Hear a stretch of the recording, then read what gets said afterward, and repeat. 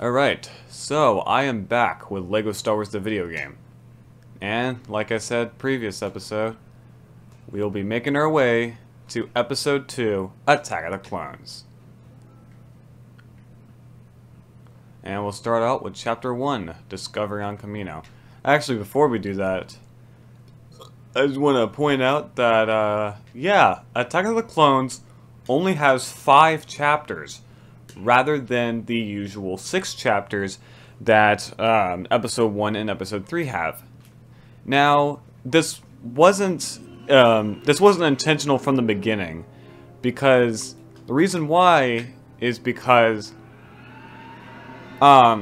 before this level right here, Discovery of Kamino, there was going to be a level in Attack of the Clones that would, be played before this, and it would be a ship level, Bounty Hunter Pursuit, which, it's based off the beginning of the movie, which, it's on Coruscant, and it's like a giant speeder chase with Anakin, Obi-Wan, and a bounty hunter named Zam Wesell. Now, I can tell you that it was originally going to be in this game, because if you look into the files for the game, a model for Zam Wesell does exist, and I believe she was even given animations and everything. But I'm pretty sure the reason why the Bounty Hunter Pursuit level did not make it in the game is probably due to time constraints. Now, I'm sure the developers just ran out of time to put the level in. Because if you load it up, it's in an unfinished state.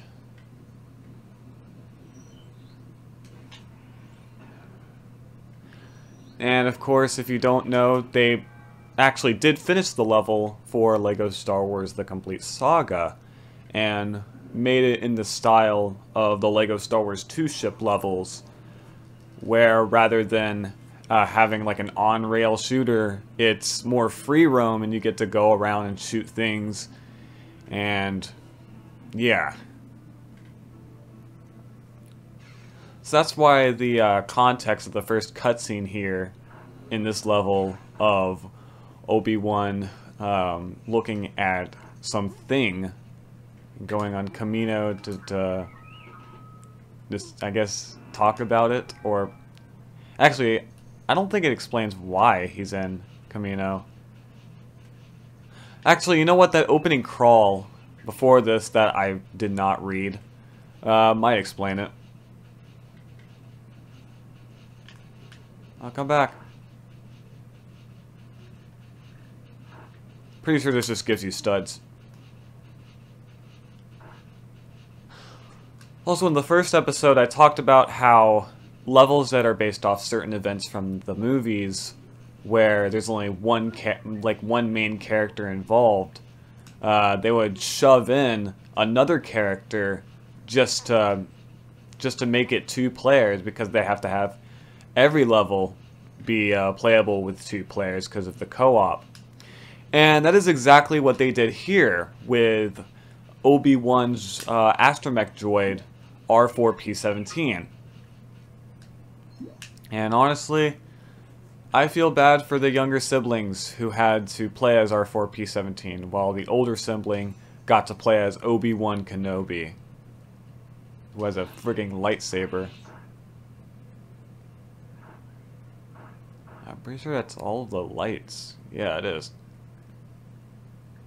So I just noticed that Obi-Wan, I'm pretty sure, has like a microphone on the side of his head. He does! That's really odd. And I actually don't know if he has it just for this level, or if he has it in all the other levels he's playable in. Or at least this version, the Episode 2 version of Obi-Wan. So I guess we'll find out once we go to the other levels.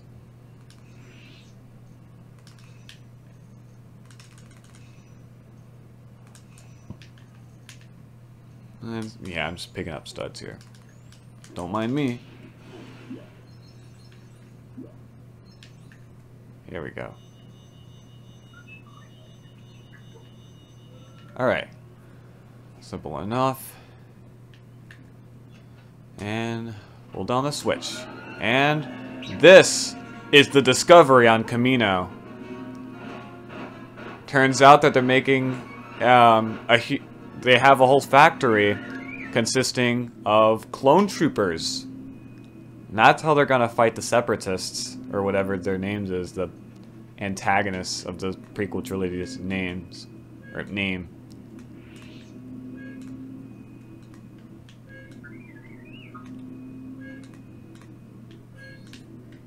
And we have a mini kit. Nice.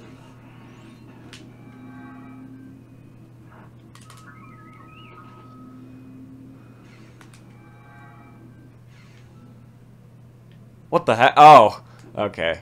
I thought that was the game acting up for a second.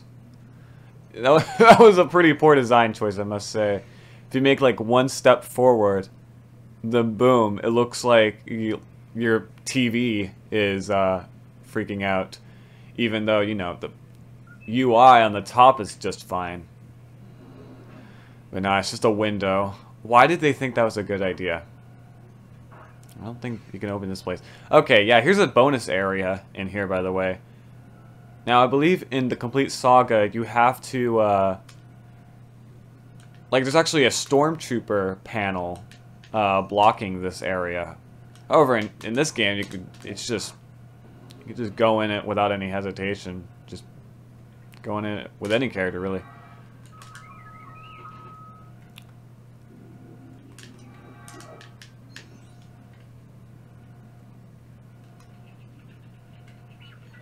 And got some toilets. It's funny. It's funny because turn the speakers into toilets. Wow, man, such great humor. Anyways, got some guys over there. Pull that switch for studs if you want. Now I don't know if there's actually anything to get in this area. If there's like a mini kit to get, I actually don't know. But you can step on these pads, and yeah, oh, you do get a mini kit. Okay, and so yeah, these Kaminoans, I don't know what you call them, but yeah, they're just gonna bust a move. Well, the other one thinks about the decisions they made in life, and their remorse of them. Whatever. I'll just move on. I don't remember if I ever played as them a lot as a kid, because if you're any kid in the 2000s, you know that dancing is the funniest thing in existence, and some could argue it still is. But I don't know. I don't think I did play as the Kaminoan characters in the complete saga a lot, even though they were funny because they dance.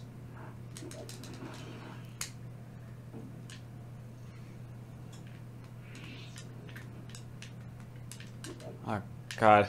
That reminds me of another life story. Yeah, another one of these, I know. Is this what I think it is? It is, okay. It's another one of these chair thingies. The chair dance thingies from... That was also in Negotiations. Negotiations. Did I say that? Whatever. And there we go. More studs. Hooray. He almost got a super kit piece. And we got the super kit piece. Nice. It's weird how it isn't even at 30,000. It's just at like 28,000 or 27,000. Yeah, it's weird because in this game, like the stud totals for super kit pieces are very random. It could just be any amount. Like it could just be 29,110 in one level maybe. I don't know if it isn't any, but I'm sure it's a number as random as that in most of these levels. Alright. Oh, man, this area you just have to deflect. Just like in the Darth Maul level. We're coming for you, Jango. Although I can't tell if his arms and legs are purple or dark blue. I'll have to look at the physical minifigure to see that. Too bad I don't own it. I think it's pretty rare. I'm sure it is, because it's only been seen in one set, and that set is from 2002. need to bring that back. They've brought the old Boba Fett minifigure back plenty of times. I do have the original Boba Fett minifigure from 2000. Well, actually, it's from a 2008, I think. It's from a magnets, like those Lego minifigure magnets where you can take off the minifigures. Yo, those were the best. Although I think Lego got in trouble for making them because something to do with Hasbro and them having the the like action figure license to Star Wars, and Lego's minifigure magnet series goes against it, so they had to make it to where you can't take them off, or yeah, you can't take them off, and that I remember that made me really mad. And so what I would do is that I get like I think a knife or something and just like cut the minifigures off of the bases, which yeah, honestly I think God, why did I do that? I mean, it's the only way I could get minifigures like, or the cheapest ways to get minifigures like A New Hope Princess Leia and Admiral Akbar. Those are some of the minifigures I got from that magnets one where you couldn't take off the minifigures. I hated that. And then they completely changed the design of it, I think around 2012 or 2013, where it was the minifigure pegged onto like a magnet with like a background of one of the sets from that minifigure's theme.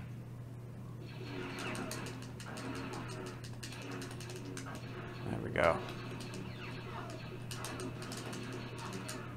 Okay, I think what you do here before I die, switch to R4P17, and you have to yeah, close these doors.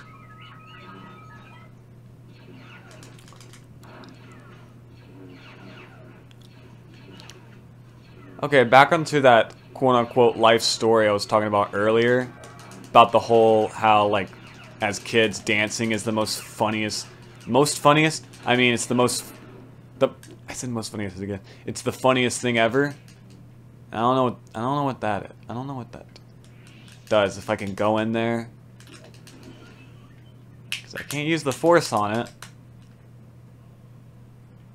It's weird.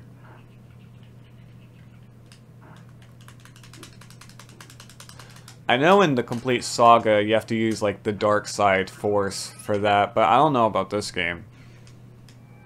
Oh, there's Django. I don't know if I'm missing a mini kit back there. Who knows?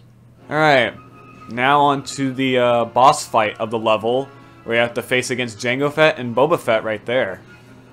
Yeah, it's young Boba Fett. And hey, some could call this just a Lego set commercial that I'm pretty sure at the time of this game's release was probably off shelves. The Jango Fett slave one. You know. The blue one.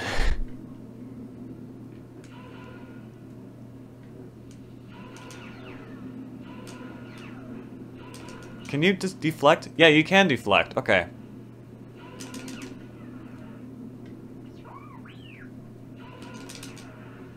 Okay, now I'm going to talk about the whole life story thingy. So, see, I remember, so, we were any family in the late 2000s or early 2010s. We had Monsters vs. Aliens, that DreamWorks movie that everyone remembers, on DVD.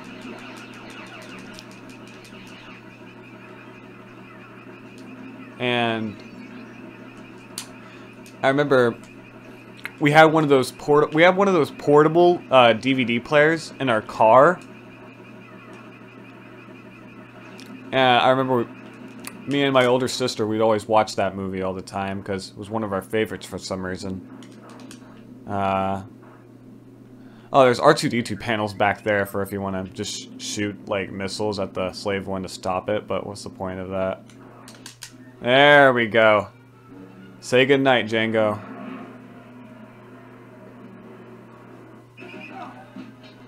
Oh, never mind. I guess say goodnight to Obi-Wan. Anyways, about the whole Monster vs. Aliens DVD thing. There was this one. I remember there was this one scene in the movie where, like I think it was in the giant alien ship or whatever at the end of the movie, and to get somewhere, there was like this terminal thingy that was a dance pad. It was basically a DDR pad.